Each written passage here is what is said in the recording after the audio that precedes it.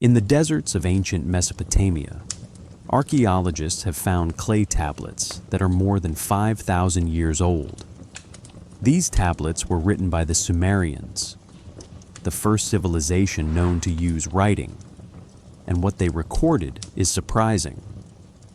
They wrote about beings called the Anunnaki, who came down from the sky, not just to rule or guide, but to extract resources. According to these texts, Earth was valuable because of what it contained, especially gold, and was treated like a place of work. Tonight, we're going to explore what those tablets actually say. We'll look at how the Sumerians described the Anunnaki and why humanity's earliest written records talk about Earth in this way. Welcome. I'm really glad you're here. Before we continue, take a moment to notice where you are right now. Maybe you're in bed with the lights low. Maybe you're on the couch as the room grows quieter. It could be late evening, when the day finally lets go, or deep into the night, when thoughts slow down and drift. Wherever you are, just let yourself settle there. Pay attention to your breathing for a moment. You don't need to control it. Just notice the air moving in and out. Your body already knows how to relax. If your eyes feel heavy, let them close. Feel how the surface beneath you supports your body, your shoulders, your back, your legs. Everything is held. There's nothing you need to do right now. What makes this story so interesting is how practical it sounds. The Sumerian tablets don't describe Earth as a sacred or chosen place. They describe it as useful. The Anunnaki came here for gold. They organized work. They assigned labor. And when the beings doing that labor grew tired and rebelled, the story says the Anunnaki created humans to take over the work instead. People understand these texts in very different ways. Most historians and archaeologists see them as mythology, stories created to explain why human life involves hard work, hierarchy, and struggle. From this perspective, the Anunnaki represent forces of nature or ideas about authority. The mining story is symbolic, not literal history. But some researchers read the same tablets and notice how specific the details are. They describe locations. They outline roles and responsibilities. They explain why gold mattered. These researchers quietly ask, what if the Sumerians were recording something they believed really happened, not just telling a symbolic story? Tonight, we won't try to prove anything. We're not here to argue or convince. We're here to slow down, to read carefully, and to understand why this idea continues to capture attention thousands of years later. If you enjoy these calm explorations of ancient history, liking the video or subscribing helps others find this space. I appreciate that, and I'm grateful you're listening. Now, let the rest of the day fade away. Your breathing is slower. Your thoughts don't need to stay focused. We have plenty of time. Those ancient scribes pressed their words into wet clay without knowing who would read them or how far into the future their thoughts would travel. Tonight, we'll follow those marks back to the beginning, to a time when Earth was described not as a home, but as a place chosen for its resources. That's where our story starts, with Earth, before it mattered to anyone at all, long before humans named the sky, long before rivers were measured or land was claimed. The universe simply continued doing what it always does. Stars formed, burned, and faded. Planets cooled, shifted, and changed over stretches of time that are difficult to imagine. In that vast span, Earth was only one world among many, unremarkable, quiet, still becoming itself. If you imagine that deep past, There is no sound as we understand it, no voices, no movement that feels fast, only slow change, heat rising and falling, surfaces cracking, atmospheres forming, time passing without any need to be noticed. Somewhere else, perhaps far from this young planet, another world may have been reaching its limits. The idea that the Anunnaki came from a dying world begins here, not with Earth, but with loss. A place that once sustained life, slowly becoming less able to do so. Resources thinning, systems pushed beyond balance. Not suddenly, not dramatically, but gradually, the way decline usually happens. If that world existed, its end may not have looked like destruction. It may have looked like exhaustion, land that no longer renewed itself, materials that became harder to extract, stability requiring more effort than it once did, life continuing but under strain. From this perspective, migration would not have been driven by ambition. It would have been driven by necessity. Staying would mean eventual collapse. Leaving, even if uncertain, would offer a chance to continue. Ancient stories often reflect this kind of thinking. Not panic, but careful observation. A recognition that systems cannot grow forever. That survival sometimes requires movement rather than control.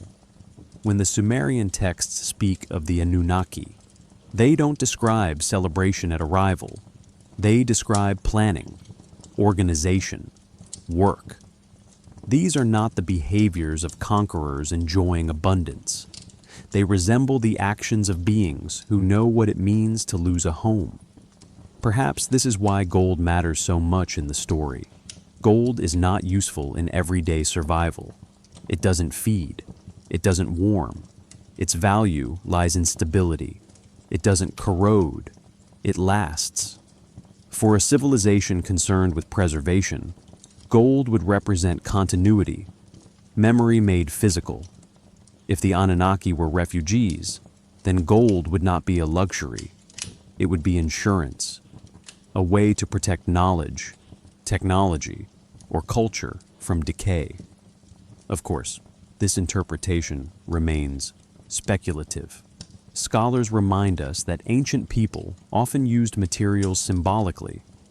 Gold may represent divine perfection, not industrial need, and yet symbolism often grows from practical experience. Materials become sacred because they matter. As we consider this possibility, it helps to remember how slowly these decisions would have formed, not as a single moment, but as a long realization, the kind that settles quietly over generations. Imagine standing on a world that no longer gives easily. The ground feels worn. Systems require constant correction. The sky above remains unchanged, indifferent.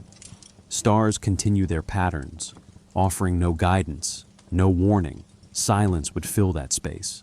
Not empty silence, but thoughtful silence. Eventually, eyes would turn outward, not in hope of conquest, but in search of balance. Other worlds would be observed, conditions compared, patience exercised. Earth, at that time, would appear young, water present, geological cycles active, a planet capable of recovery, not perfect, but resilient. From very far away, it may have looked promising. The Sumerian stories don't describe the Anunnaki rushing toward Earth. They describe deliberation, councils, decisions weighed, actions justified. This suggests time, not impulse. If you were listening to those ancient scribes, you might sense that arrival itself carried weight. Coming to a new world is never simple. It requires adaptation, restraint, careful use. Perhaps this is why Earth is never praised in the texts. It is evaluated.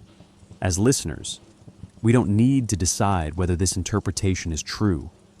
We only need to notice how it fits the tone of the story: calm, practical, focused on continuation rather than dominance. As the night continues and your body settles further, allow this possibility to remain open, not as fact, but as lens, a way of reading these ancient words that emphasizes survival, memory, and responsibility. In the next part of the story, we'll stay with that distant world a little longer.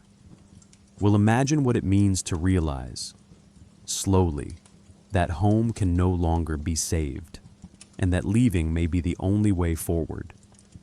For now, rest here. Time moves quietly, stars remain steady, and somewhere, far before Earth mattered, a decision may have been forming, patiently, without urgency, waiting for the right moment to turn outward. There's a moment that comes quietly, long before anything actually ends.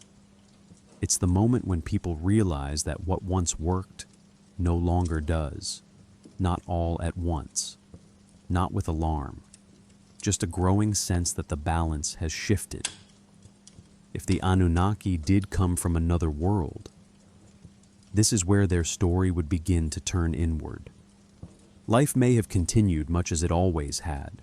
Systems still functioned, routines still held, but each cycle required a little more effort than the one before. Repairs became frequent, adjustments constant. What once felt stable began to feel fragile, though nothing had broken yet. This kind of change is easy to ignore at first. When a world has sustained life for a very long time, it's natural to believe it always will. People adapt, they compensate, they work harder, they organize more carefully, they assume the strain is temporary. Ancient stories often reflect this stage not through description, but through tone, a shift toward caution, toward oversight, toward careful record-keeping. The Sumerian tablets speak often of management, of planning, of dividing responsibility. These are not the concerns of abundance, they are the concerns of preservation. Perhaps the land itself was changing.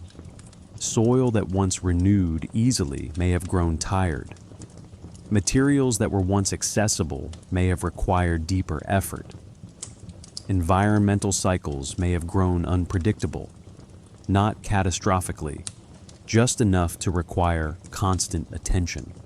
If you imagine standing on such a world, you might not feel fear, you might feel responsibility, a sense that everything now depends on careful balance, that mistakes matter more than they used to. The sky above would look the same. Stars do not react to decline. They remain steady, distant, unchanged. That contrast can be unsettling.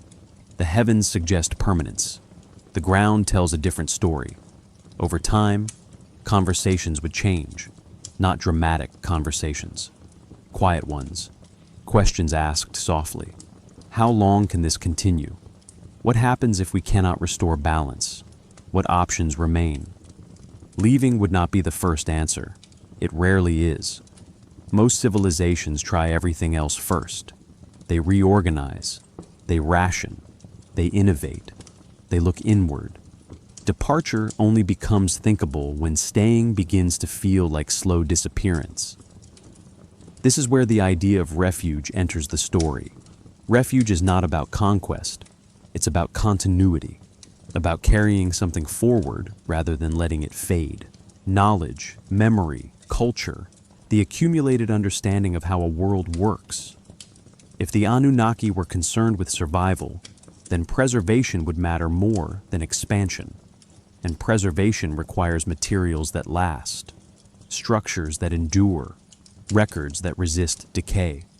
Again, gold appears in this context as symbol and substance.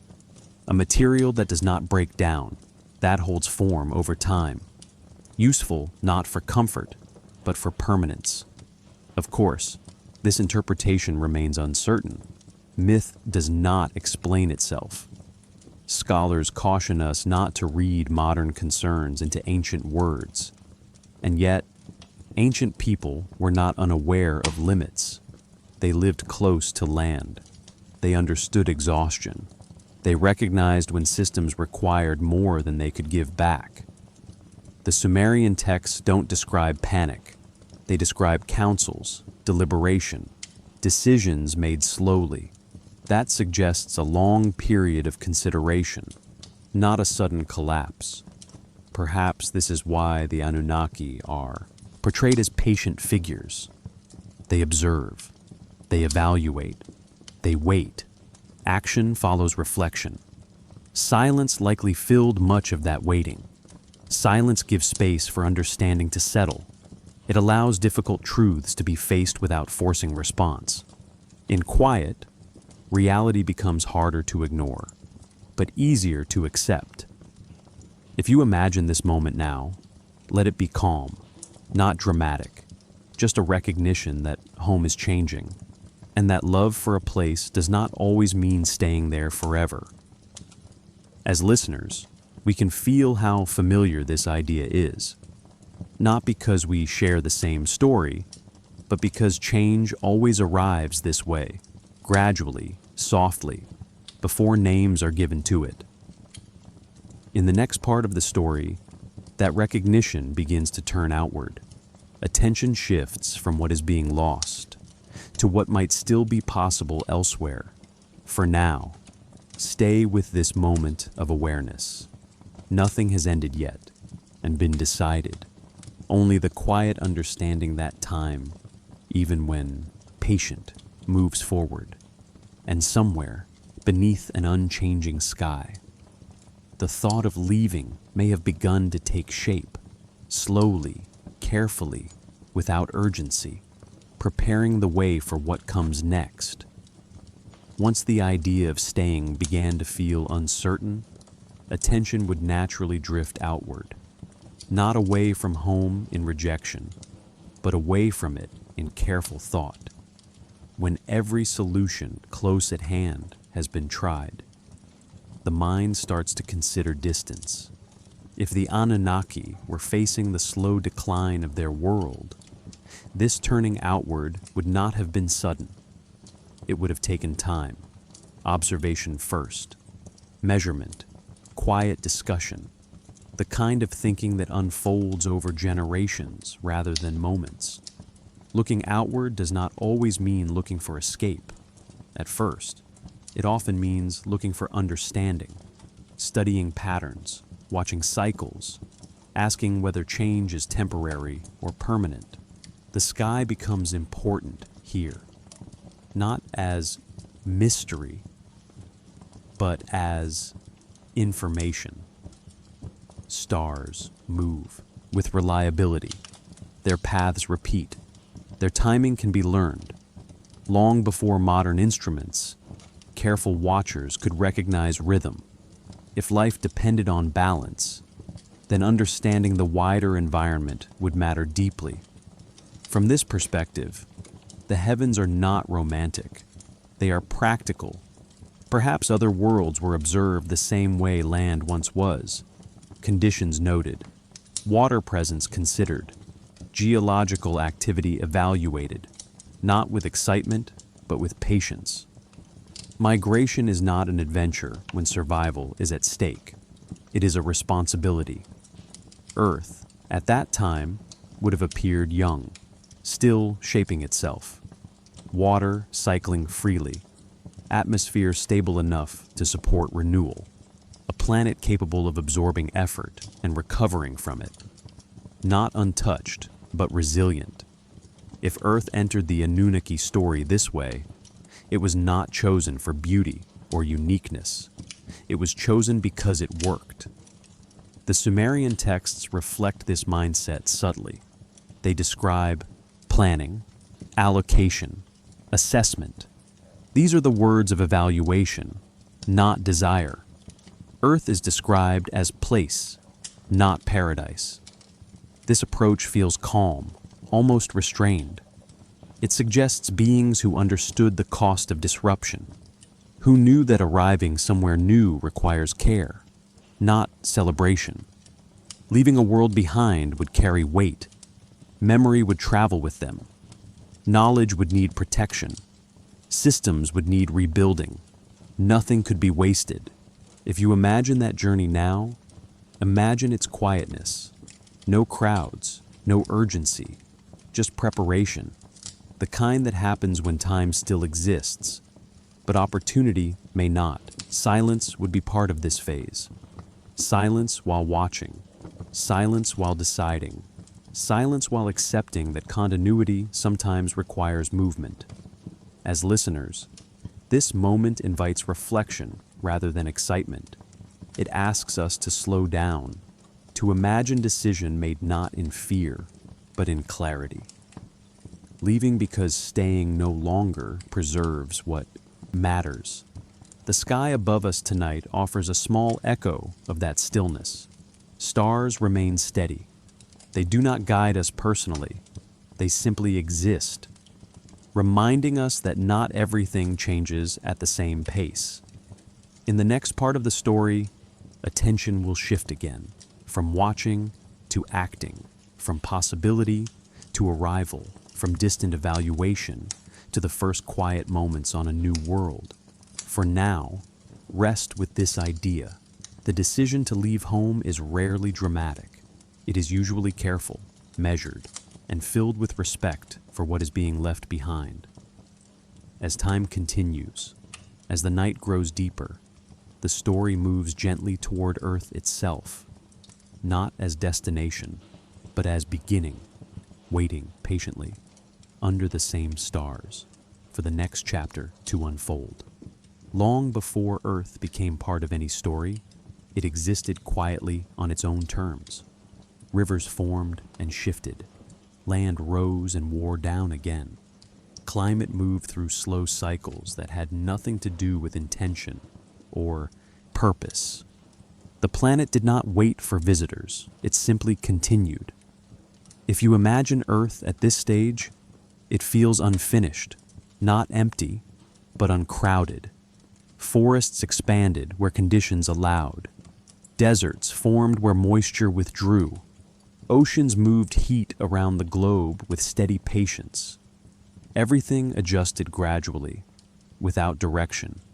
There were no cities, no borders, no organized labor, only systems balancing themselves over long stretches of time. The air would have smelled different then, cleaner, heavier with moisture in some regions, dry and sharp in others. The ground would feel raw in places, recently shaped by water or volcanic movement. Nothing was polished. Everything was still becoming. From a distant perspective, Earth would appear active, alive, not perfected, but capable. A planet that could absorb change without breaking. This kind of resilience matters when survival is the goal. If the Anunnaki were searching for refuge, this quality would stand out, not abundance, but renewal, not ease, but recovery. Earth's resources were not infinite. They never are, but they were accessible. Metals near the surface, water cycling reliably, biological systems capable of replenishment. The planet did not resist use as long as balance was respected. Perhaps this is why rivers matter so much in later Sumerian stories. Rivers represent movement without loss, flow without depletion. They give and then give again. Standing beside such a river, you would hear constant motion, not loud, but steady. The sound of water against stone.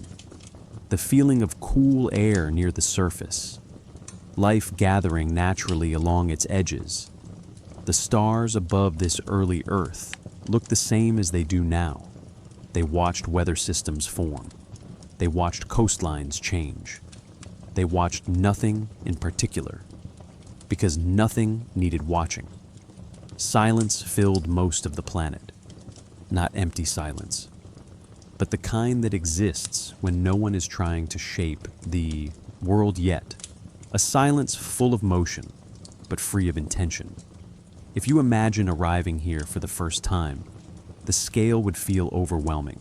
Space to move, distance to consider, time to plan. Earth did not rush anyone. The Sumerian texts don't describe a dramatic landing. They don't talk about celebration or conflict. They move quickly into organization. That suggests that the planet itself did not resist arrival. It simply became part of a new system. Of course, this interpretation rests on possibility rather than proof. Earth may have been chosen in myth because it was familiar to the storytellers, or because rivers and land were central to their lives. Scholars remind us of this often. Still, myth usually reflects experience. Stories are shaped by what people know, and what the Sumerians knew was land that could be worked, water that could be guided, and systems that could be built carefully over time. As listeners, we don't need to decide whether Earth was truly evaluated this way. We only need to notice how calmly the story treats the planet. Earth is not praised, it is described. That tone matters.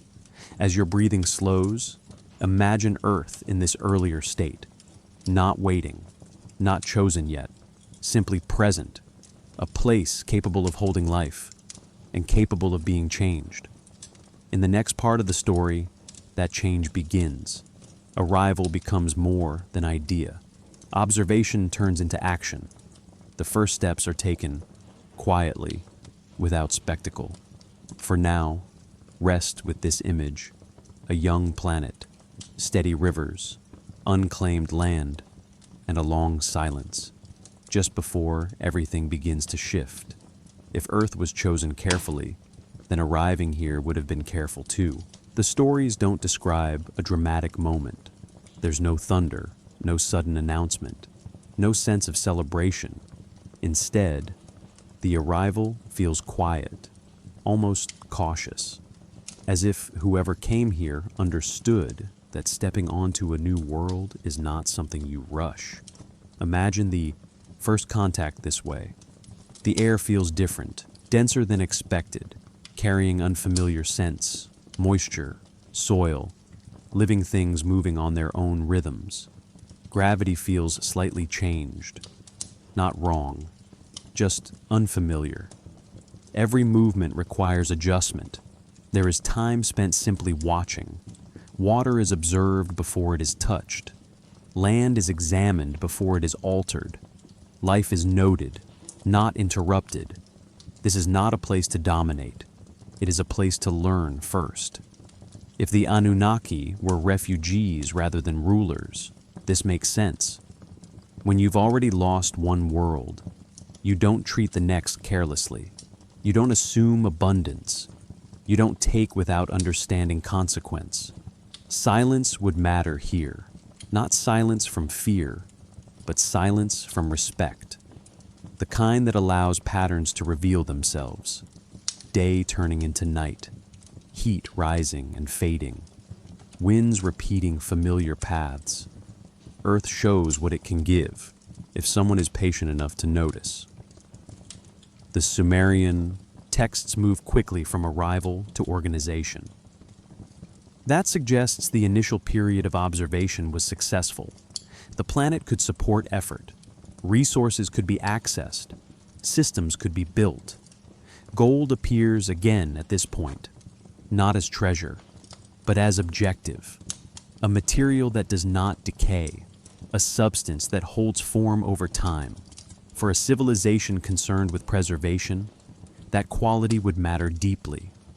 Mining begins slowly, not everywhere, not recklessly, in selected places. Sites are chosen with care. Rivers are used for transport. Land is shaped gradually. Nothing suggests haste. This feels like long-term planning, not exploitation driven by urgency. At some point, labor becomes an issue. The texts describe workers who grow exhausted, not immediately, but over time.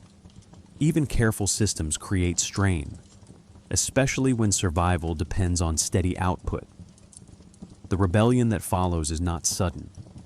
It builds quietly, just like exhaustion always does.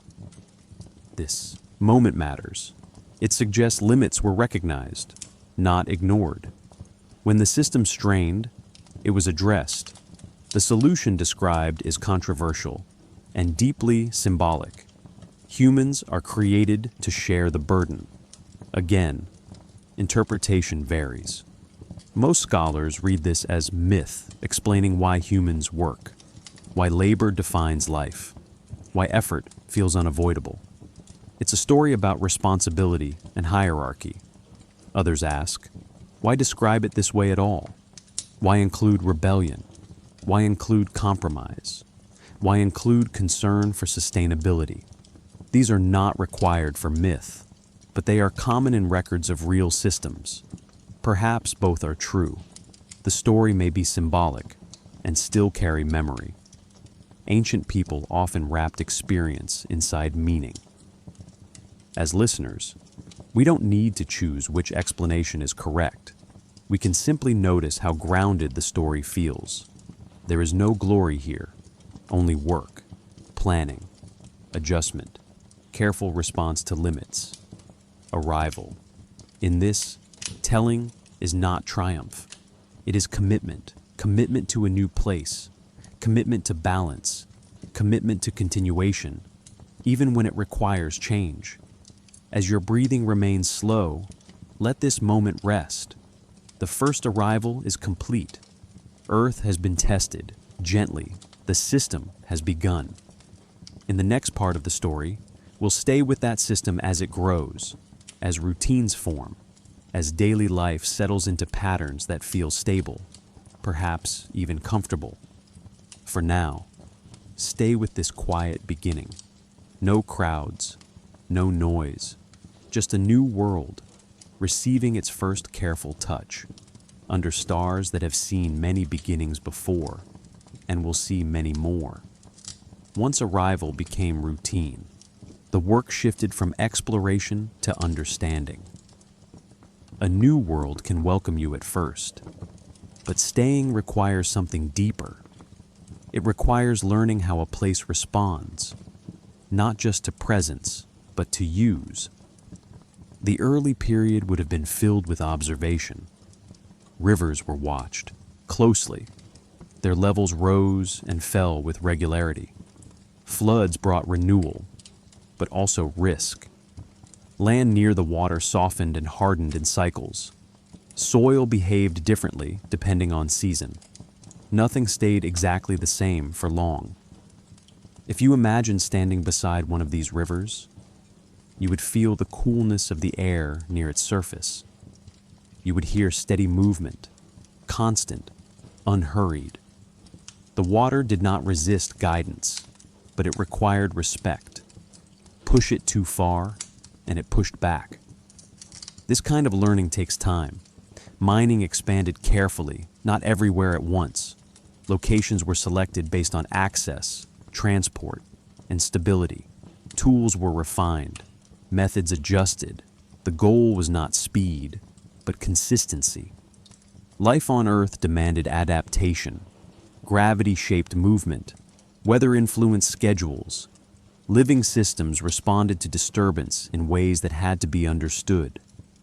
Earth did not behave like the world left behind. Assumptions had to be re-examined. Perhaps this is why the Sumerian texts emphasize planning so strongly. They speak of organization, roles, responsibility. These are the tools of long-term presence, not short-term extraction. Over time, routines formed. Work followed daylight. Rest followed darkness. Activity adjusted to heat and cold. The planet set boundaries, and those boundaries were accepted rather than fought. Humans enter the story more fully here, not suddenly, not dramatically, but gradually, created or organized to assist with labor, to share burden, to maintain output without collapse. Whether symbolic or literal, the narrative reflects a system responding to strain rather than ignoring it. This matters. A system that adapts is different from one that exploits until failure. The ancient story suggests awareness, even restraint. The goal was continuation, not exhaustion. Silence would still be part of daily life, between tasks, before decisions, after long days. Stillness allows assessment. It gives space for noticing subtle changes. Ancient cultures valued this kind of pause, not because it was comfortable, but because it was necessary. The stars above remained constant through all of this. Night after night, the same patterns returned. Their predictability offered reassurance. The sky did not belong to anyone. It simply existed, reminding all below that effort unfolds within something much larger. As systems stabilized, Earth began to feel less like refuge and more like home. Not because it was owned, but because it was understood. Familiarity replaced novelty. Routine replaced uncertainty. This transition is quiet, but important. Staying is different from arriving. Staying requires care every day. Not just good intention at the beginning. It requires attention to limits and willingness to adjust. The Sumerian texts reflect this phase with calm language. There is no sense of urgency, no rush toward conclusion. The system works, and that is enough. As listeners, we can feel the comfort of this stage. The relief that comes when survival no longer feels immediate, when routines hold, when the world responds predictably most of the time. In the next part of the story, we'll move into that period of stability more fully. We'll look at daily life when the system is working well, when effort feels normal, and when the future appears manageable. For now, rest here. The work is steady. The land responds. The sky remains unchanged. And Earth, once simply a place of possibility, has become a place of presence, holding life quietly, as long as balance is respected, under stars that continue their patient watch. Once systems began to hold, daily life settled into patterns that no longer needed constant adjustment. This is what stability looks like. Not dramatic success, but quiet reliability. The work continues. The land responds, and tomorrow feels predictable enough to plan for. Imagine the start of a typical day. Light arrives slowly. The air is cool before the sun rises fully. Tools are gathered without urgency. Tasks are known ahead of time. No one is inventing the process anymore. It already exists. That matters. A functioning system doesn't draw attention to itself. It simply works. And according to the Sumerian accounts, this phase lasted a long time. Long enough for routines to feel ordinary. Long enough for roles to become inherited rather than assigned. Mining sites operate steadily. Transport routes are maintained.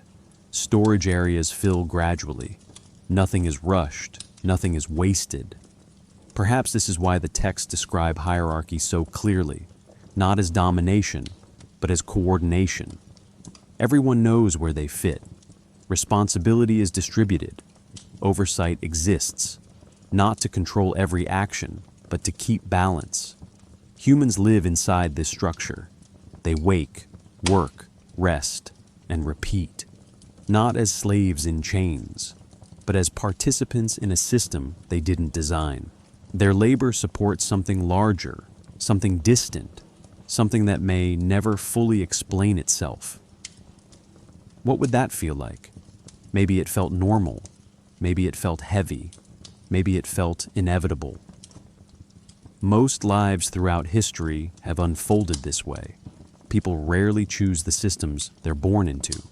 They learn them, adapt to them, and make meaning inside them. The Sumerian stories reflect that quiet acceptance. There is no constant rebellion, no endless suffering described. Instead, There is order, there is continuity, there is a sense that things are functioning as intended. At night, the land cools again, fires burn low, voices soften, the sky opens wide, the stars return. They don't comment on the work below. They don't reward or punish, they simply remain. Their slow movement across the darkness offers something grounding, a reminder that effort exists within time, not above it. This connection between labor and sky appears often in the texts. Work is framed as part of a larger pattern, not just physical effort, but participation in a cosmic rhythm, day and night, season after season, task after task. Gold continues to be extracted, not greedily, not desperately, methodically. If the Anunnaki truly came from elsewhere, perhaps this rhythm helped them endure exile. Perhaps familiarity softened loss. Perhaps routine became a substitute for home. Or perhaps these are only metaphors, ancient ways of explaining why life feels structured, repetitive, demanding. Both interpretations sit comfortably here. What matters is that this stage feels calm. The story pauses. Nothing is breaking. Nothing is changing quickly. This is the long middle, where civilizations tend to linger. As listeners, this is where you can rest most easily. There's no tension to follow, no crisis to anticipate. Just the steady hum of a world doing what it has learned to do. In the next section, we'll look closer at daily experience, at the small details, meals, tools, moments of rest, the human scale of a system that otherwise feels vast. For now, let your breathing slow even more. The day has been completed. The system holds. The stars keep their quiet watch, and everything continues without needing your attention for a while longer. When stability lasts long enough, it begins to feel invisible. This is when life is no longer experienced as part of a grand design, but as a sequence of small moments stitched together by habit. The Sumerian world hints at this quietly, not through proclamations, but through details that linger. Imagine a single day lived by one human worker. The morning begins before the heat arrives. The ground is cool beneath bare feet. The air carries the faint smell of earth and water. There is no alarm, no announcement. The body wakes because it always has. Food is simple. Grains prepared the same way they were yesterday. Water drawn from the same place. Hands already know the motions. There is comfort in that. Work follows. Tools feel worn but familiar. Stone against stone. Metal against soil. Each movement has been repeated enough times that thought is no longer required. Effort becomes rhythm. Rhythm becomes endurance. Perhaps there is conversation. Perhaps there is silence. Not the heavy kind, but the shared quiet that grows between people who know exactly what needs to be done. No instructions are given. Everyone already understands. Overhead, the sun tracks its path without pause. Time passes not by clocks, but by shadow. When the light shifts, tasks shift with it. This is not misery described. It is not joy either. It is something steadier. Life contained within boundaries. At rest periods, bodies sit where they fall. The ground is warm now. Muscles release slowly. Someone might look upward, squinting against brightness, noticing the same sky that returns every night. That thought may bring nothing more than familiarity. Later, work resumes. Gold is separated carefully, not celebrated, not admired. It is handled as material, valuable only because it must be collected.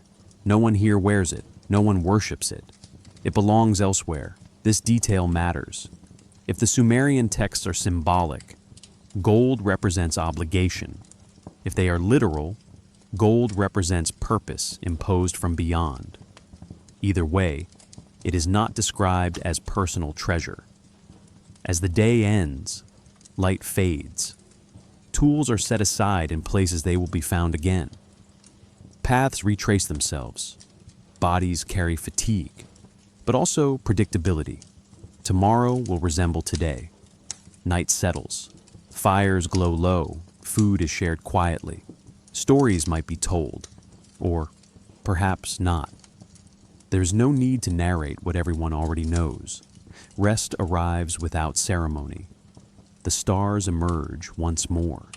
They look the same as they did the night before. They look the same as they will tomorrow. That constancy offers something subtle, a reminder that even within imposed systems, the larger universe remains unchanged. This may be where meaning forms, not in freedom or rebellion, but in endurance, in the ability to continue, in the quiet knowledge that life persists regardless of who designed the structure. As listeners, this day does not ask you to judge it. It only asks you to notice it, to recognize how much of human history has unfolded this way, within frameworks shaped by forces beyond individual control. In the next part of the story, attention will widen again, from the human scale, back to those who oversaw the system, those who monitored output, maintained order, and watched from a distance. For now, stay here a moment longer, with the warmth of cooling ground, with the comfort of routine, with the steady breathing of a world that knows how to continue, even in silence.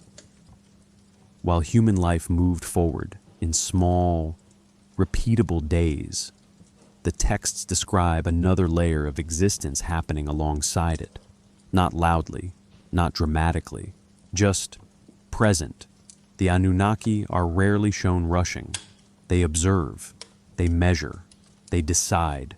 In the tablets, they are administrators more than heroes, organizers rather than warriors. Their world is one of schedules, quotas, and responsibility, not emotionless, but focused. Perhaps that's what makes them feel unfamiliar. They are described gathering in councils, discussing outcomes, assessing labor, adjusting systems when something no longer functions as expected. These moments are written plainly, without flourish, almost like minutes from meetings rather than myths meant to inspire awe. This tone is important. If these stories were meant only as religious poetry, why include so much structure? Why explain who reports to whom? Why record disputes about workload, resource exhaustion, or fatigue among workers? Some scholars say this reflects how early cities worked. Humans projected their own systems upward, imagining gods as managers, because that's what they knew. That explanation makes sense. Others notice something else. They notice consistency. The same roles appear across different tablets. The same concerns repeat. The same problems emerge. Systems strain. Workers resist. Solutions are debated. That repetition feels practical. Perhaps these stories mirror real administration because they were inspired by it. Or perhaps they describe it directly. Either way, the texts do not portray the Anunnaki as distant creators. They are involved, concerned, limited by circumstances. At times, they seem almost burdened by duty. There are moments where they argue among themselves, moments where decisions are delayed, moments where compromise is reached because no option feels ideal. These are not traits usually given to perfect gods. They feel constrained, and then there is distance. The Anunnaki do not live among humans in these accounts. They oversee, they supervise, they intervene only when necessary. Their presence is real, but not constant. Humans feel the system more than the beings who designed it. This creates a quiet imbalance. Life continues below, while direction comes from elsewhere. Not always clearly, not always kindly, just effectively. If this is myth, it reflects how people experience power. If it is something more, it suggests a layered society where oversight is removed from daily labor. Either way, the feeling is familiar. As the Sumerian world grows more stable, this arrangement becomes normalized. Generations are born into it. Few question its origin. Fewer still imagine alternatives. Structure becomes background, and that may be the most revealing detail of all. Because whether shaped by gods, systems, or survival itself, humanity adapts. It learns how to live within frameworks it did not choose. It finds meaning inside repetition. It rests when allowed. It works when required. The tablets do not condemn this. They simply record it. In the next section, we'll step even farther back, away from daily life and oversight, and toward the deeper patterns hidden inside the story itself. The symbols, the alignments, the questions that linger beneath the surface. For now, stay with the calm rhythm of observation. Nothing urgent is happening. Everything is continuing. There comes a moment in every long-lasting system when nothing feels unfinished anymore. The structures hold, the routines repeat, the expectations are clear. In the Sumerian record, this moment arrives quietly. Cities function, fields produce, resources move where they are expected to go. Nothing feels fragile. Temples rise with careful precision. Storehouses fill. Canals carry water exactly where it is needed. The rhythm between labor and rest settles into something predictable. Children grow into roles already waiting for them. Elders recognize patterns they've seen before. This is what stability looks like. If you stood there during this time, you might not sense anything extraordinary. You would see people doing what people have always done, carrying tools, sharing food, marking days by light and shadow. The world would feel complete enough. Perhaps that's why this period leaves so little drama behind. The tablets do not linger on triumph. They do not celebrate conquest or transformation. Instead, they describe maintenance, oversight, continuation, the work of keeping things running. Gold continues to be extracted. Quantities are recorded. Distribution is tracked. The purpose never fully explained, only assumed. It is needed elsewhere. That is enough. And so, no one asks why anymore. This is where the idea of design becomes most subtle. When systems succeed, they disappear into normal life. People stop seeing structure and start seeing reality. The arrangement no longer feels imposed. It feels natural. That transition matters, because if the Anunnaki were mythic, this describes how belief solidifies into worldview. And if they were something else, it describes how oversight fades from awareness while influence remains. Either way, the result is the same. A society functions smoothly, without questioning its foundation. At night, the sky looks unchanged. Stars move as they always have. Nothing above reflects the activity below. That contrast carries a quiet weight. All this effort, all this organization, unfolding beneath something that does not respond. Perhaps someone noticed that. Perhaps someone wondered. But those questions do not dominate the record. What dominates is continuity, the sense that tomorrow will arrive and look much like today. That sense allows people to sleep, and sleep matters. Because it is in rest, not effort, that unease sometimes begins to form. Not yet as rebellion, not yet as collapse, just as faint awareness that systems depend on balance. In the next section, we'll move beneath the visible order, into the symbols, alignments, and quieter meanings that suggest not everything was as settled as it appeared. For now, let the sense of completion linger. A world running as intended. A design that no longer draws attention. A calm surface, holding something deeper beneath it.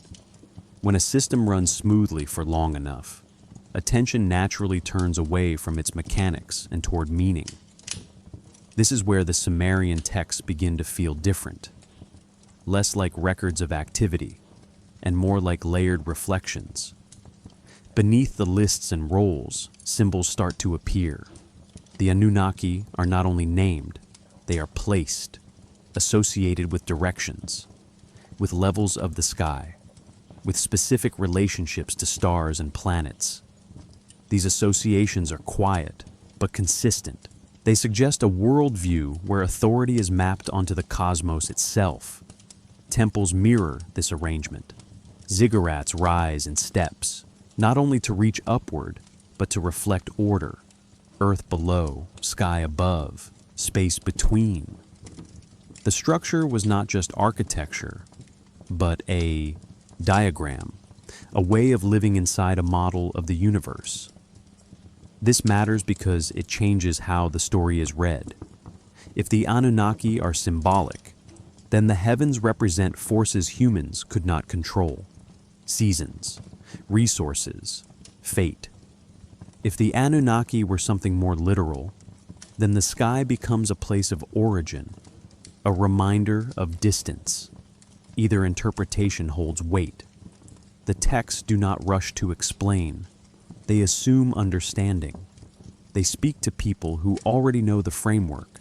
That silence feels intentional, as if explanation was unnecessary, or perhaps discouraged. There are moments where the language shifts. Descriptions become less concrete, less about tasks, more about alignment, about balance, about keeping things in harmony so nothing breaks. This suggests awareness that systems can fail, even well-designed ones. Perhaps that awareness came from experience. Perhaps droughts disrupted supply. Perhaps labor shortages appeared. Perhaps the gold became harder to reach. These pressures would not be dramatic in the record. They would appear subtly as adjustments, rituals, offerings. Here, the hidden dimension emerges. Rituals are not shown as superstition. They are shown as maintenance, ways to keep relationships intact, between people and authority, between earth and sky, between effort and outcome. Silence plays a role here. Moments of stillness are described around ceremonies, pauses before decisions, quiet observance before action resumes. These details slow the narrative, as if reminding the reader that not everything moves at the same pace. Stars continue their paths overhead. Their repetition offers reassurance. Their distance offers perspective. No matter what unfolds below, the larger pattern continues untouched. That contrast shapes belief. In the next section, we'll look more closely at how these cosmic associations might reflect something remembered or something imagined. The line between the two is thin and worth exploring gently. For now, rest with the idea that every story has layers. What is seen, what is implied, and what remains beneath, quietly influencing everything above it. Some stories are meant only for the moment they are told. Others seem to be written with patience, as if the authors understood they were speaking across generations they would never meet. The Sumerian tablets often feel like the second kind. They were not composed hurriedly. Clay was prepared. Signs were pressed carefully. Tablets were dried, stored, copied again when they wore down. This was slow work, intentional work. No one does this unless the information matters. What kind of message needs that much care? The texts describe events, but they also preserve frameworks. They explain relationships. They outline origins. They do not sound like spontaneous imagination. They sound like memory organized into form. Perhaps that memory belonged to the Sumerians alone. Perhaps it reflected inherited myths passed down orally for centuries. That would align with how cultures preserve meaning. And yet, something about the tone feels different. There is little embellishment, little exaggeration, no dramatic flair. The language remains practical even when discussing extraordinary beings. That restraint is striking. It feels less like storytelling and more like documentation shaped by belief. If the Anunnaki were symbolic, the symbols are unusually grounded. If they were something else, the descriptions are oddly calm. This ambiguity may be intentional. Writing allows stories to travel forward, but it also freezes them. Once pressed into clay, words cannot adapt easily. They must stand on their own. Perhaps the writers knew that future readers would interpret these texts differently. Perhaps they allowed space for that. Certain passages seem to anticipate misunderstanding. They clarify roles. They repeat explanations. They define terms that would otherwise be assumed. This suggests awareness of distance, not just in space, but in time. Distance changes meaning. What felt obvious to one generation becomes mysterious to another. What required no explanation becomes debated. The tablets sit at the center of that shift. Still today, scholars translate them carefully, line by line, comparing fragments, reconstructing context. Each new reading adds nuance, but never certainty, and maybe that is the point. The Sumerians did not leave conclusions. They left records. They did not explain motives fully. They described outcomes. They trusted that whoever read these words later would decide what to do with them. That trust feels generous. It suggests they did not fear reinterpretation. They allowed the future to participate in the story, to question it, to reshape it quietly. As listeners, we are part of that future now. We read these words with different tools, different assumptions, different questions, but the clay still holds its impressions. The signs remain. In the next section, we'll step back again, away from writing, and toward the broader question these texts raise. Not about what happened, but about why such a story would endure at all. For now, sit with the idea that memory can be patient, that some messages are written to wait, and that time itself is one of the quietest storytellers there is. Long after the cities have been mapped, long after the tablets have been cataloged, long after translations fill shelves and footnotes, one question continues to linger quietly. It doesn't interrupt. It doesn't insist. It simply stays. Why this story? Why did the Sumerians describe their origins in this particular way, when so many other explanations were possible? They could have written of creation through love, through chaos, through chance, or through nature alone. Instead, they described arrival, need, labor, adaptation. That choice matters. The Anunnaki are not introduced as distant creators who shape the universe for beauty or order. They are described as beings who arrive with a purpose already defined. They need something. They organize around that need.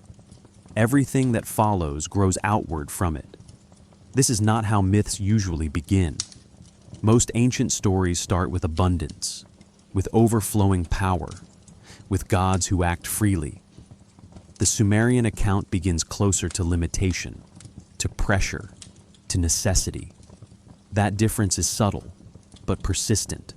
Across multiple tablets, across different cities like Ur, Nippur, and Eridu, the structure repeats. The language shifts slightly, names change, Details evolve, yet the underlying shape remains steady. The Anunnaki come from elsewhere. They require resources. Labor becomes a problem. A solution is created. Consistency like that invites attention. Some scholars explain this through cultural memory. Early Mesopotamian life depended on cooperation and resource management. Survival required planning. Gods reflected that reality. The story mirrored daily experience, elevated into myth. That explanation is reasonable, but it does not fully account for tone. The texts do not glorify the Anunnaki. They do not portray them as joyful or triumphant. They argue. They struggle with exhaustion. They express dissatisfaction. They face limits. These are not qualities usually assigned to symbolic deities meant to inspire obedience. They feel constrained. That feeling opens space for another possibility. What if the Anunnaki were not imagined as perfect beings, but as displaced ones?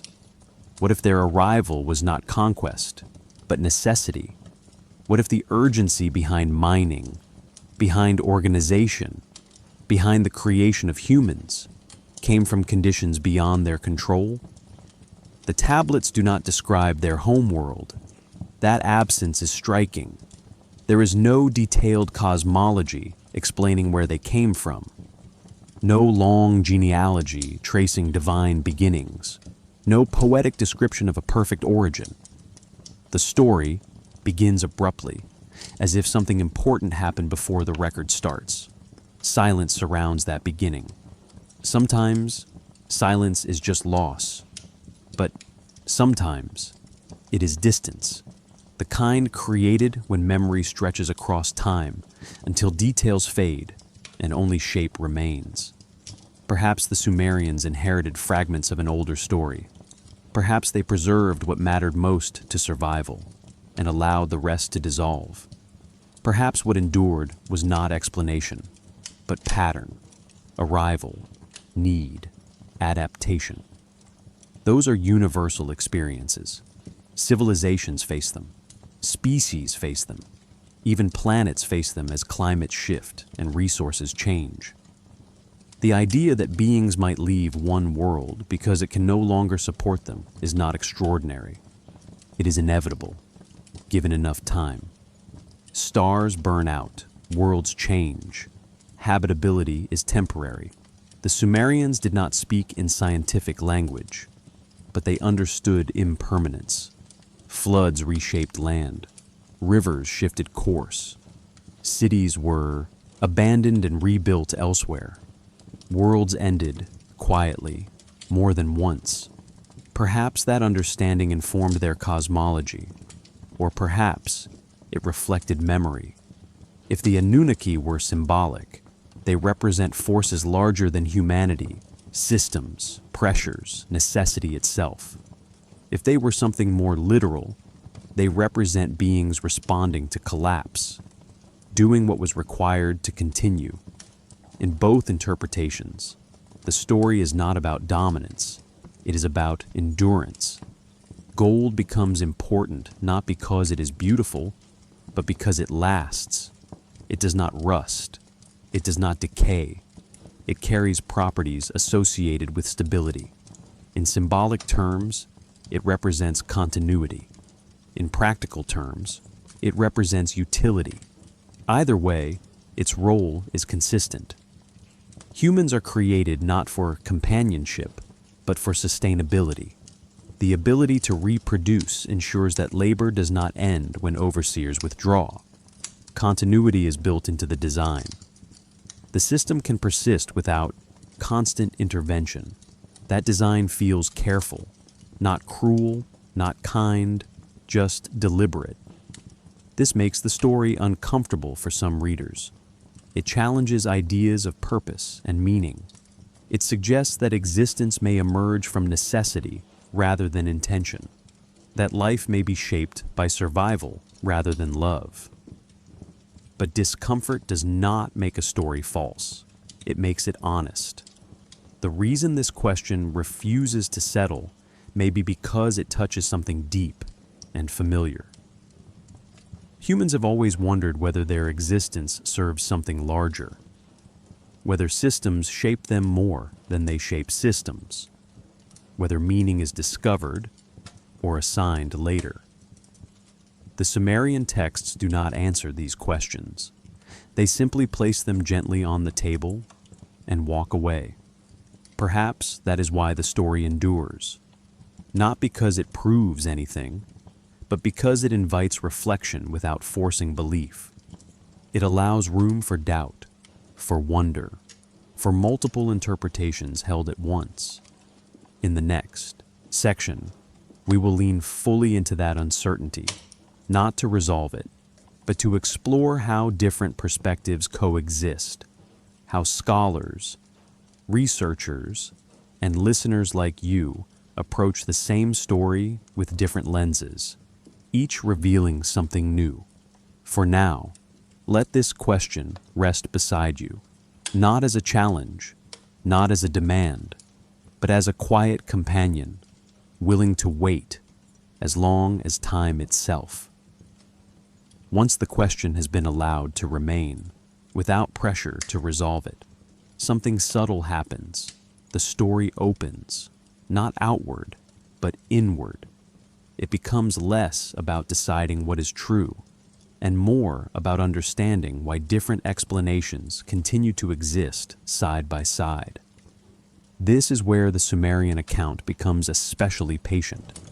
Modern readers often want clarity, a single answer, either myth or history, symbol or memory. But ancient stories rarely cooperate with that desire. They were not created to satisfy certainty. They were created to hold meaning over time. And meaning is rarely singular. Some scholars approach the Anunnaki story through anthropology. They see gods as reflections of social structures, hierarchies projected upward, labor systems explained through divine narrative. In this view, the story explains why work is hard, why authority exists, and why life involves obligation. This interpretation is careful and grounded. It recognizes that early civilizations needed explanations that reinforced cooperation, that myths helped people accept roles that were not always chosen, that stories can normalize systems by placing them beyond question. Others approach the same texts through comparative mythology. They notice parallels across cultures, sky beings, arrivals from above, creation through intervention. These patterns appear in many traditions separated by distance and time. This suggests shared human imagination, or shared psychological concerns, or something deeper still. Patterns do not prove events, but they do invite curiosity. Then there are those who focus on the literal language. They point out how specific the descriptions are, the naming of locations, the sequence of decisions, the portrayal of fatigue and rebellion. These are not vague metaphors. They are procedural, almost mundane in places. This level of detail feels unusual for pure symbolism, and yet, detail alone does not equal history. Ancient writers often grounded myths in realism to make them relatable. Familiar structures made stories believable, so the tension remains. Each explanation accounts for part of the story, but not all of it. No single lens fully contains it. The result is not confusion, but layering, and perhaps that layering is intentional. The Sumerians may not have been concerned with separating myth from record. Those categories are modern. For them, a story could be true in more than one way at the same time. It could describe events, and convey meaning, and shape behavior, all without contradiction. Truth did not have to be singular. This perspective changes how we listen. Instead of asking whether the Anunnaki were physically real, we can ask what the story preserves, what it insists on remembering, what it refuses to let go of. It preserves the idea that existence can be shaped by necessity, that systems emerge from pressure, that creation can follow exhaustion rather than inspiration. It preserves the idea that humanity may not be the center of everything, but still matters deeply within larger processes, that life continues even when its origin is uncertain. These ideas are not limited to ancient texts. They appear whenever humans face large forces. Climate, technology, economics, power. We still live within systems shaped by decisions made before we were born. We still inherit structures whose original purpose has faded. The Anunnaki story resonates because it mirrors this experience. Whether symbolic or literal, it speaks to what it feels like to live inside something larger than yourself, to benefit from it, to depend on it, to question it quietly while still participating. Perhaps that is why the story survived the collapse of cities, the loss of language, the burial of tablets. It adapted, just as the humans within it adapted. It did not demand belief. It invited reflection, and reflection is durable. In the next section, we will turn toward the modern moment, toward rediscovery, toward how these tablets were unearthed, translated, debated, and brought back into conversation after thousands of years of silence. For now, stay with the idea that not all stories ask to be solved. Some ask to be lived with, gently, patiently, across time, long after the last temple fell into ruin, long after voices faded from streets and canals filled with silt. The story did not end. It waited, not actively, not intentionally. It simply remained where it was left, beneath layers of earth. The cities of southern Mesopotamia did not vanish in a single moment. They softened, walls collapsed inward, roofs gave way, dust settled. Year after year, the land absorbed what humans once shaped. Memory did not disappear, it became buried. For centuries, people walked above these places without knowing what rested below their feet. Farmers plowed fields, shepherds guided animals, rivers shifted again and again. The ground looked ordinary. Nothing announced what it held. When the first modern excavations began in the 19th century, the goal was not mystery, it was order. Archaeologists wanted timelines, kings, proof of early civilization. They wanted to place humanity neatly into history. Instead, they uncovered something quieter: clay tablets, broken at the edges, stacked carefully in collapsed rooms, marks pressed into their surfaces by hands long gone. At first, the writing meant nothing. No one alive could read it. The symbols were unfamiliar, silent. Years passed before meaning emerged. As scholars slowly learned to read cuneiform, the tablets began to speak again, not loudly, not all at once. One line at a time, one fragment connected to another. Stories resurfaced patiently. Among them, the Anunnaki returned, not as objects of worship, not as living gods, but as figures preserved in language. Beings described plainly, discussed without reverence, recorded as part of an explanation rather than an act of devotion. This shift mattered. Modern readers approach the text differently than the Sumerians had. They asked different questions. They brought different assumptions. They separated myth from history, symbol from fact, belief from evidence. The tablets did not cooperate. They refused to fit clean categories. They described extraordinary things using ordinary language. They detailed systems instead of miracles. They focused on labor, organization, consequence. Some scholars moved quickly to interpretation. They labeled the stories symbolic, allegorical, reflections of social order. This made the texts manageable, safe, contained. Others hesitated. They noticed the administrative tone, the lack of metaphor, the absence of moral framing. The Anunnaki were not praised, humans were not condemned, events were not dramatized, they were described. That restraint felt unusual. Debate grew slowly, not as conflict, but as divergence. Different disciplines emphasized different aspects. Linguists focused on translation, anthropologists focused on culture, historians focused on context. No single approach resolved everything. Outside academic spaces, the story took on a different life. Writers, researchers, and curious readers encountered the tablets without institutional boundaries. They asked questions scholars often avoided, not because those questions were foolish, but because they were difficult. What if the story meant more than metaphor?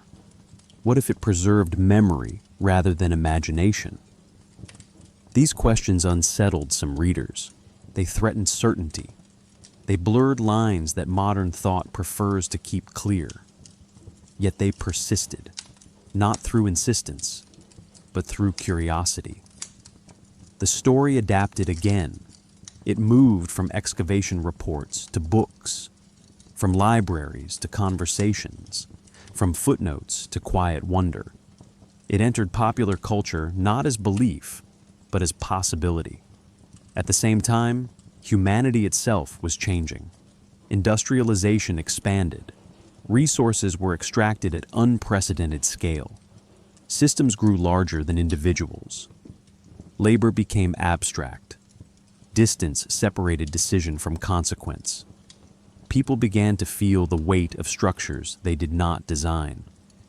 In this context, the Sumerian story sounded familiar, not because it described ancient beings, but because it described life inside a system shaped by necessity, a world where purpose was assigned, where continuity mattered more than comfort. The Anunnaki no longer felt distant. They felt like a mirror, not of gods, but of forces, economic, environmental, structural. The story resonated not because it explained the past, but because it echoed the present. Still, the tablets themselves remained unchanged. They did not grow more dramatic with retelling. They did not gain new details. They continued to say only what they always had. Their power lay in consistency, not escalation. Each generation read them differently, yet the core remained: arrival, need, adaptation, continuation. That pattern does not belong to one era. It belongs to time itself. Whether the Anunnaki were symbolic, literal, or something between, the story survives because it touches something fundamental: the reality that worlds change, that survival requires adjustment, that creation often follows collapse. This does not diminish humanity. It places humanity within a longer arc. The Sumerians did not frame themselves as victims. They did not portray despair. They recorded existence as it was understood. Work happened, life continued, meaning emerged where it could. That perspective feels steady. In the modern world, where certainty is often demanded, the Sumerian texts offer something else. They allow ambiguity without anxiety. They present mystery without urgency. They do not insist on belief. They invite patience. As listeners, we stand at the far end of a long chain. We receive words shaped by hands that never imagined us. Yet the questions they carried still reach us, quietly, without demand. Perhaps that is the truest legacy of the story. Not an answer, not a warning, but a reminder that meaning does not always arrive fully formed. Sometimes it unfolds slowly across thousands of years, waiting for each generation to notice what resonates and let the rest remain silent. In the final movement of this journey, we will step away from interpretation entirely, away from analysis, away from debate, and return to the present moment where the story can rest. For now, let the past remain where it belongs, not behind you, not ahead of you, but alongside you, moving at its own pace, unconcerned with resolution, content simply to be remembered. When a story lasts long enough, it stops belonging to the people who first told it. It becomes something quieter, something carried. The Sumerian account of the Anunnaki reached that stage long ago. The cities that shaped it are gone. Their walls dissolved back into earth. Their streets lie beneath fields and villages. And yet, the story remains present, not loudly, not insistently, simply there, waiting to be noticed again. This is what legacy looks like in its truest form. Not monuments standing untouched, not names remembered perfectly, but fragments that continue to speak, even after context fades. The Sumerians preserved memory through clay. That choice alone tells us something. Clay is humble, it is abundant, it breaks easily, but once fired, it endures. They did not carve their words only into stone for permanence. They pressed them into something ordinary, something meant to be handled, copied, replaced. Memory was not frozen. It was circulated. Stories were retold. Tablets were recopied. Errors crept in. Clarifications were added. Meaning shifted slightly with each generation. This was not corruption. It was continuity, living transmission rather than preservation in isolation. Over time, the original intention softened, but the structure endured: arrival, need, creation, continuation. When Sumer gave way to Akkad, and Akkad to Babylon, the Anunnaki did not disappear. Their names changed, their roles adapted, but the idea persisted. Beings associated with authority beyond the human scale. Forces that shaped existence rather than merely observing it. This persistence is significant. It suggests the story answered something essential. Not curiosity alone, but understanding. It gave shape to questions that arise whenever humans confront systems larger than themselves. Why is life structured this way? Why does effort feel necessary? Why do some benefit while others sustain? The Anunnaki story did not soothe these questions. It acknowledged them. As centuries passed, new cultures absorbed the region. Languages changed. Writing systems evolved. Yet echoes remained in later myths, in sacred texts, in stories of watchers, creators, and beings who arrive from elsewhere to shape human fate. These parallels do not require direct inheritance. They arise naturally when similar conditions repeat, but repetition itself is revealing. Humans continue to wonder whether their world is self-contained or part of something larger, whether meaning is intrinsic or assigned, whether survival requires compromise or sacrifice. The Sumerian texts sit at the beginning of recorded history not because they answer these questions, but because they dared to write them down. Modern rediscovery gave the story new life. When archaeologists uncovered the tablets, they did not revive belief, they revived conversation. The Anunnaki re-entered human awareness not as objects of worship, but as subjects of thought. Translation was slow, careful, imperfect. Scholars argued over single words, over verb tense, over implication. Each correction shifted interpretation slightly. The story sharpened, then softened again. This process continues today. Even now, new fragments are cataloged, new readings proposed, old assumptions revised. The tablets remain active participants in inquiry. They have not settled into museum silence. They still provoke discussion, and discussion is a form of life. Outside academia, the story found different paths. It entered popular imagination, sometimes distorted, sometimes oversimplified, sometimes treated with certainty it never claimed. This is not failure. It is expansion. Every generation reshapes inherited stories to fit its concerns. In times of exploration, the Anunnaki became travelers. In times of industry, they became engineers. In times of environmental anxiety, they became warnings. The story bends, but it does not break. What remains constant is the sense that humanity exists within a larger frame, that forces beyond individual control shape conditions.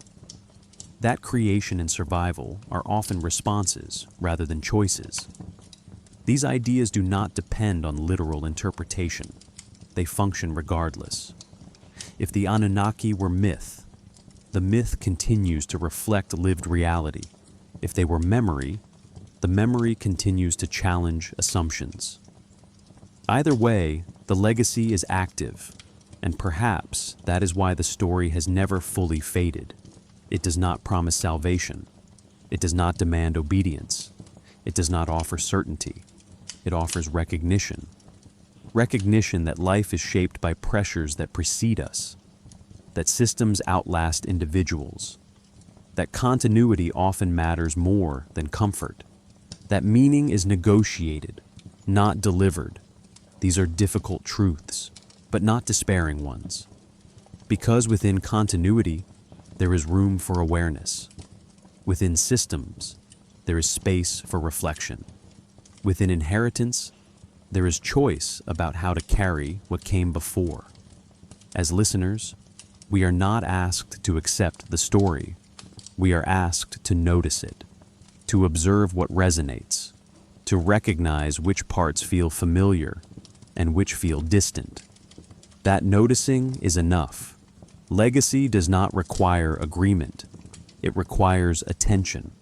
The Sumerians did not know who would read their words. They could not imagine satellites or telescopes or a planet seen from space. Yet their story reaches into a world where humans now understand fragility at a planetary scale. That connection feels quiet, but profound. It suggests that questions about survival, resource, and continuity are not modern inventions. They are ancient companions, written into the earliest attempts to understand existence. As this journey draws toward stillness, the legacy remains behind us and ahead of us at once, not demanding resolution, not insisting on belief, simply present, like the tablets themselves, resting patiently, content to be found again whenever someone is ready to listen, and let the rest remain unanswered. Now, we return gently to where you are, not away from the story, but back into your own quiet space, carrying only what feels light enough to hold. Everything else can remain behind, resting where it belongs. Notice the room around you. The air feels steady. The temperature is familiar. Nothing is asking anything of you right now. Your body has been here the entire time, breathing on its own, adjusting without instruction. Let that continue. The story of the Anunnaki does not need an ending. It was never moving toward a conclusion. It was moving toward understanding. And understanding does not close doors. It leaves them slightly open. The ancient world we visited is gone, but it is not lost. Stone still lies beneath soil. Clay still remembers the shape of hands. Rivers still follow paths shaped long before memory learned to speak. And above it all, the sky remains unchanged in its patience. The stars the Sumerians watched are still there. They have shifted slowly, almost imperceptibly, but their light continues to arrive, night after night, without concern for who looks up or why. They do not explain. They simply exist. That constancy has always offered comfort. Civilizations rise, settle, and soften back into earth. Stories are told, forgotten, and told again in new ways, meaning drifts, reforms, and drifts again. Yet some things remain steady enough to rest against: breath, darkness, the slow movement of time. If the Anunnaki were refugees, their journey ended long ago. If they were symbols, their work continues quietly inside human thought. Either way, the urgency that once shaped the story has faded. What remains is calm. You don't need to decide what you believe. You don't need to resolve questions that took thousands of years to form. Tonight is not for answers. It is for rest. The mind can loosen its grip. Let thoughts pass like clouds, forming briefly, then dissolving. Nothing needs to be held in place. Nothing needs to be examined further. You've done enough for now, somewhere, far from where you are. Wind still moves across ruins, not dramatically, just enough to remind stone that time is passing. Elsewhere, sand continues to settle into the spaces left behind by walls and footsteps, slowly, patiently, without intention. And overhead, stars continue their quiet paths, indifferent to meaning, generous with light. This is the rhythm that holds everything, not the urgency of survival, not the weight of systems, but the gentler pace beneath them. As you rest, your body understands this rhythm. Muscles soften, breathing deepens, awareness narrows to what is immediate, and then loosens again. You are safe in this moment. Nothing is required of you. The story can remain unfinished. It does not diminish its value. Some things are meant to stay open, allowing each listener to place themselves gently inside them, without pressure. Let sleep arrive in its own way, not forced, not summoned, just allowed. The night will continue whether you notice it or not. The stars will remain whether they are named or unnamed. The earth will hold its memories quietly, without asking to be understood. And you can rest now, breathing, supported, unrushed. As the last thoughts soften and the edges of awareness blur, let the story fade back into the same stillness it came from, where time slows, where questions rest, and where silence continues, patiently, without needing to end.